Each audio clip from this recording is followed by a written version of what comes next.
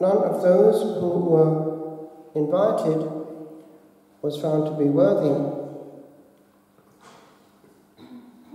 Ecce Agnus Dei we have, as we approach Holy Communion, in the expansion of it in the present rites, we have added Beati qui ad cenam anni vocati sunt. Blessed are those called to the wedding feast of the Lamb. We are at that feast. This week, because of the context of the closeness to the other realm, the angelic realm, I was about to think in length about what is going on when we are close to the altar. It hits one strongly in an eremitic situation because one is alone with that company. I mean, our hidden brethren, the angels. And one is also exposed to the experiences that people have had in generations gone by, because one reads their thoughts. They are also, in a way, our hidden friends, the saints, by now close to the angels. They're better company than what might come at us through a screen. And I picked this up.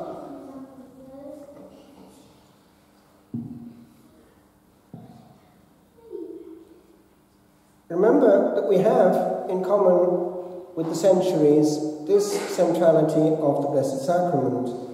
In East and West, it is the essence of our contact with the heavenly realm. It was the opinion of St. John Chrysostom, and his opinion was confirmed by St. Gregory, that while Holy Mass is being celebrated by the priest, the heavens open and they descend from the empyrean. Empyrean comes from the word for fire. Pyros is there, and M is where it's all the fiery region of the air. They descend from that fiery region many bands of angels to assist at the divine sacrifice. St. Nilus the abbot, disciple of the aforesaid St. John Chrysostom, avers that of the doctor of the church, that while celebrating, he saw about the altar a great multitude of those heavenly spirits, assisting the sacred ministers in their holy function. Behold then the most proper method of assisting with fruit at Holy Mass. Go to the church as if you were going to Calvary, and behave yourself before the altar as before the throne of God, in company with the holy angels. See what modesty, what reverence, what attention are requisite form in order that we may carry away the fruit and the blessings which Almighty God is ought to bestow on him who honours with devout demeanour these sacred mysteries. In the encyclical Ecclesia de Eucharistia, which St. John Paul II published in the context of the year of the Eucharist, which he proclaimed, he has one sentence which indicates that we should never fear any excess in the care that we show to this greatest of treasures. He's referring to the whole armaments of protection that we have received from the distant past and which by Christian instinct are still there, both in East and West, and have actually come to the fore unexpectedly in those congregations that were born in the wake of the renewal in France, which were monastic but also charismatic. They use the body in a very Eastern style sometimes to express the inexpressible with the word.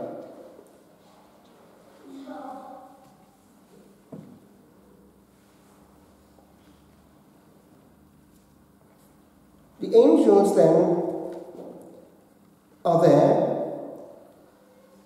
and On the outward level, we have to do in their name, as it were, what they can't actually do, but which they want done well. So our body, which they haven't got, enters into it.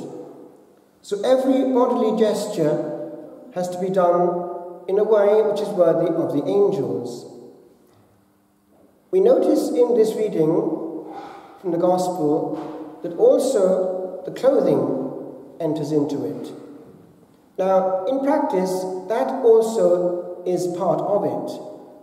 The body needs to express its worship in its cleanliness,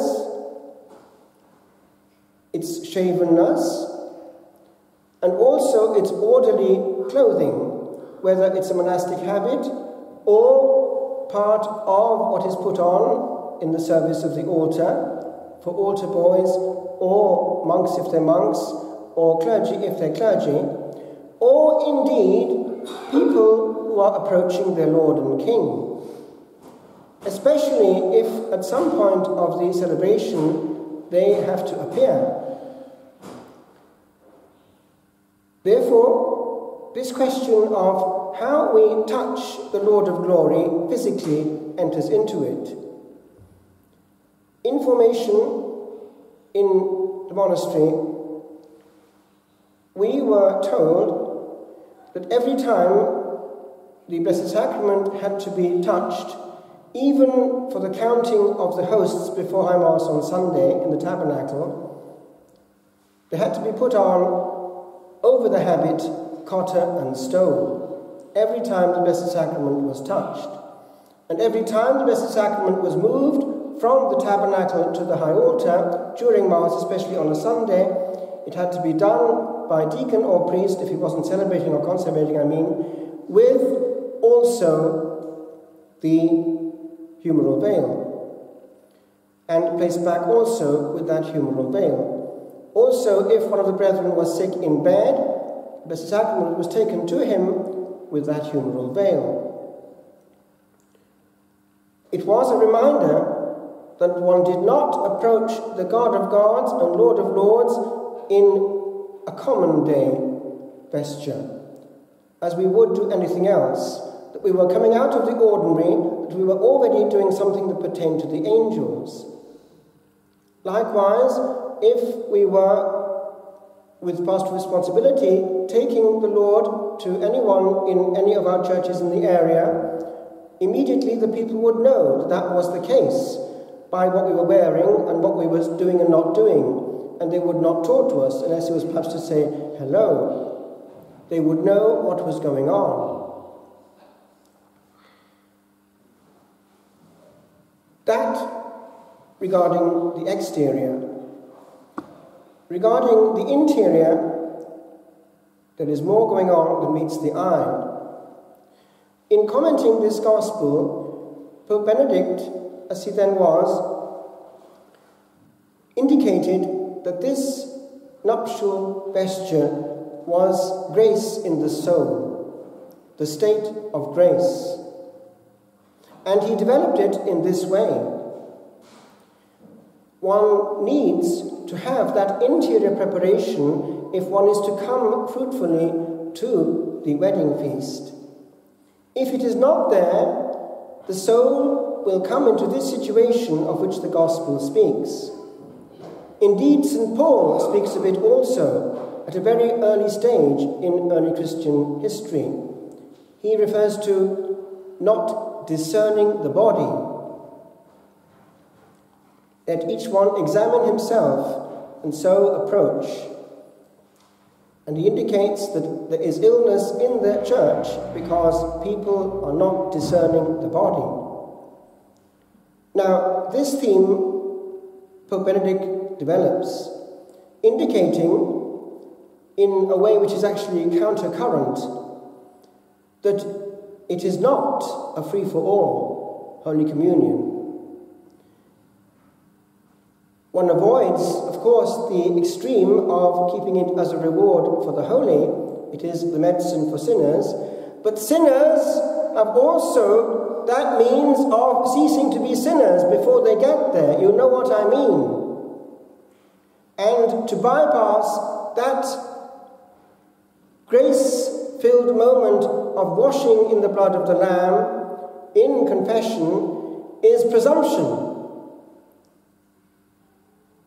Now, this was developed in some detail by Cardinal George Arthur Medina.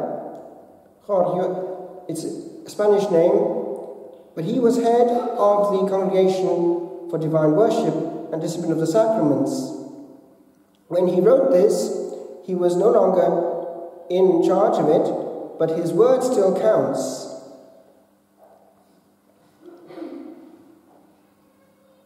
He says this: participation in liturgical actions has as its end, its object, both the obtaining of grace, which one needs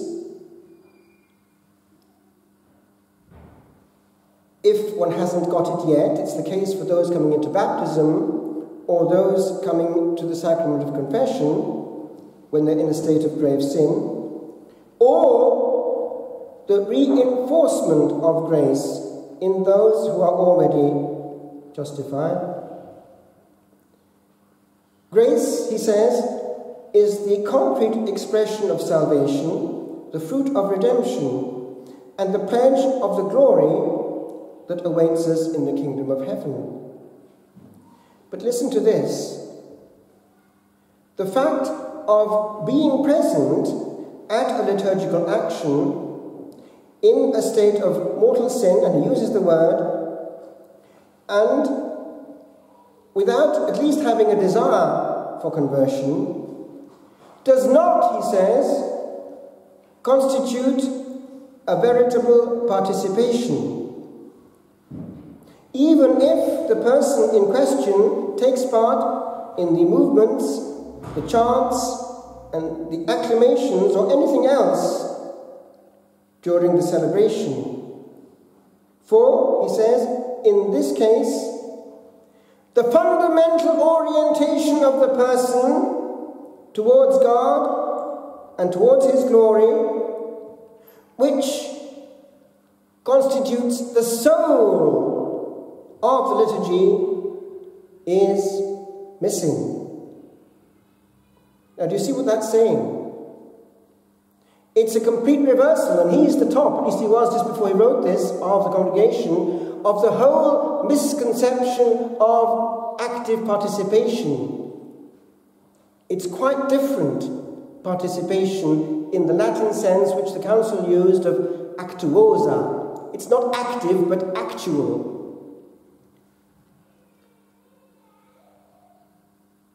But, he goes on, it does not mean that one should exclude from the celebration those who are in this case, because the very fact of being there can be the contact with heaven which will be the nudge to get them back into it, into that disposition of soul. But he does say that ministers who intervene in the celebrations, and that means people who might be reading or doing anything else, above all, should not be doing so if their life is not in order. It causes, he says, confusion amongst the faithful. And he then goes on to distinguish between material and formal participation. The material is the outside, the formal is the inside, which gives it life. Just the other day, I was listening to somebody in spiritual pain describing how, in the person's parish, when it came to Holy Communion on a Sunday, an extraordinary minister would go up to the balcony to give Holy Communion to the choir, but the choir would be, on a weekly basis now, so engaged in sustaining the atmosphere that not a moment of silence could be allowed. And so the person would count the number in the choir each time and place the corresponding number of consecrated hosts there in the balcony for them to receive Holy Communion from their own hands once the chant was over. In another situation, I was told this, that the choir was so good at singing in this country parish, wherever it was, that the priest did not in any way want to discourage them from doing so, even throughout Holy Communion and beyond, in such a way that regularly they would come down after the Mass was ended, go close to the altar, and the sacristan, I presume a woman usually is, would go to the tabernacle and give them Holy Communion, while the priest presumably talked to the people at the porch. Now, let's get this straight. There's no worship when the will is in rebellion. The will of God is manifested by the will of the church. It's quite clear, and we can't fool God or make any beautiful noise to throw dust in his eyes or sand, so as to give the impression that we are creating something beautiful for God, as though God couldn't see the essence, the which, if it's missing, is the big problem.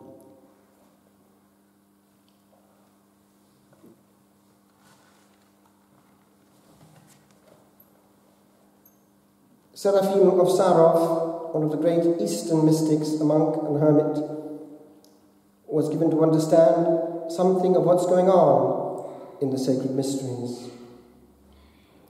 And he says this: there is no more important obedience than the one accomplished in church.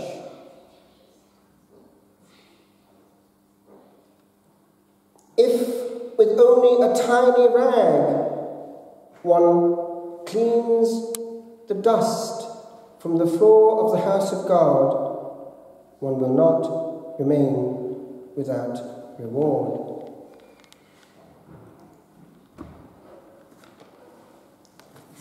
There is the harm that is done in the house of God by negligence.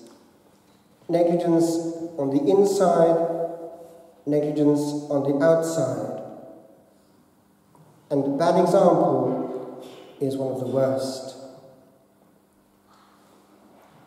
Manning. A lax Catholic, says Cardinal Manning, is the favourite of the world. There is nothing the world loves so much as a bad Catholic, with one exception only. A good Catholic is a rebuke to the world, because his life is founded on a high standard. But a lax Catholic, whose life falls below that standard, gives a consolation and a relief to the lax conscience by which the world lives. There is something, however, worse than this. A bad priest is the world's saint. When the world finds a bad priest, it fondles him with all manner of indulgences. Can anything be more in the spirit of the world than this? There is only one thing worse than a bad priest, and that is a bad angel who fell from the presence of God himself. And the world, in receiving a bad priest with so much love and favour, is acting in accordance with the spirit of the bad angel, who is the God of this world. In the debates on RTE, they were careful to put priests who would say yes to the referendum to the fore. My friends, we have to be careful. We know from exorcism that the best friends of Lucifer right now are priests who do what he wants without knowing it, because they're the ones who have access to the pious.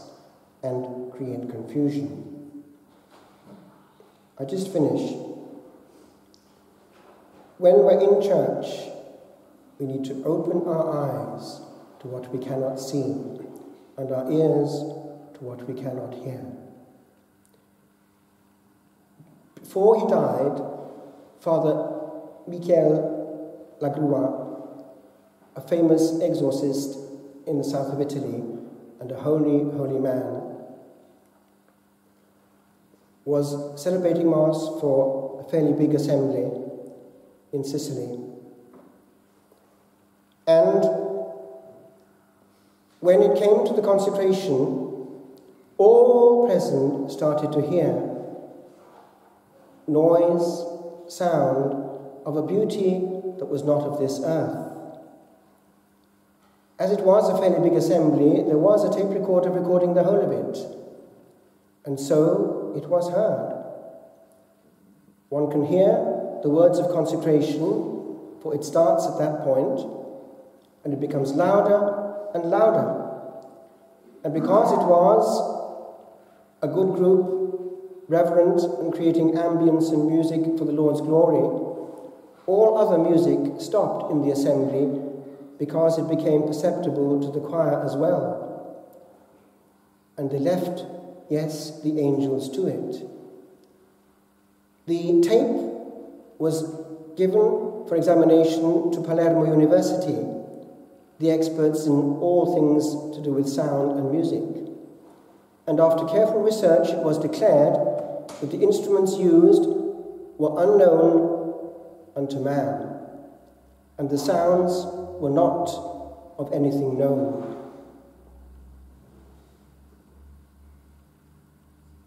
This happened, we notice, at the moment of consecration. In the East, God is seen to be so great that they are unwilling to point the consecration to one moment. They cannot pinpoint God or pin him down. And so they have tremendous fear and trembling before anything, just before or after, even actually when they come in with the holy gifts. But it's the same. And if we do presume to know exactly when God acts, we need at least at that point to be aware that at least at that point there is a huge number, a very large number indeed, of invisible worshippers present. And there are huge graces hovering over the altar, waiting for us to receive them on bended knee and bended heart. God is God, and the correct attitude to him is silence and utter beauty. Nothing shoddy, nothing casual, only the very best possible on earth.